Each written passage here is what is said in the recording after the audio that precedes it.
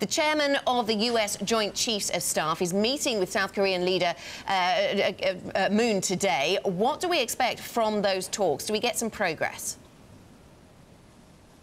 Well, I think the chairman of the Joint Chiefs of Staff will reiterate the message that was delivered by other Trump administration officials over the weekend, which is that despite the rhetoric, the focus is still going to remain on diplomatic solutions as well as economic sanctions, that the war is not imminent, basically an effort to calm nerves here that were rattled by Trump's remarks last week of fire and fury. Also, he's here to talk about the drill, the massive joint South Korean-U.S. joint that will take place next week. We are also expecting that he'll have a discussion related to THAAD, the anti-missile system that the South Korea allowed U.S. to deploy here, which has been extremely controversial. And of course, that led China to condemn it and protest it.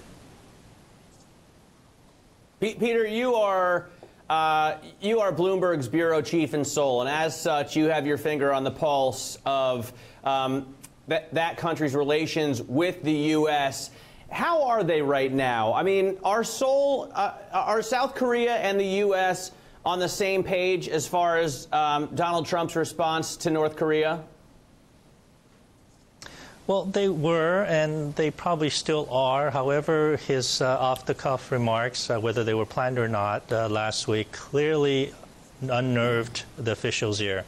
According to the advisor that you just spoke about, Moon had a conversation 24 hours before Trump's remarks about fire and fury, in which Moon apparently asked him to ratchet down the rhetoric, to, basically kind of keep things a little bit calmer than it was before. And of course, Trump did the opposite. So that unnerved the folks here. As to whether that would continue to create a rift here, it's not clear. I think the Joint Chief of Staff's chairman visiting at this time is probably a good timing on the part of the Trump administration to say, hey, look, we're on the same page here. Let's hold our hands together on this issue.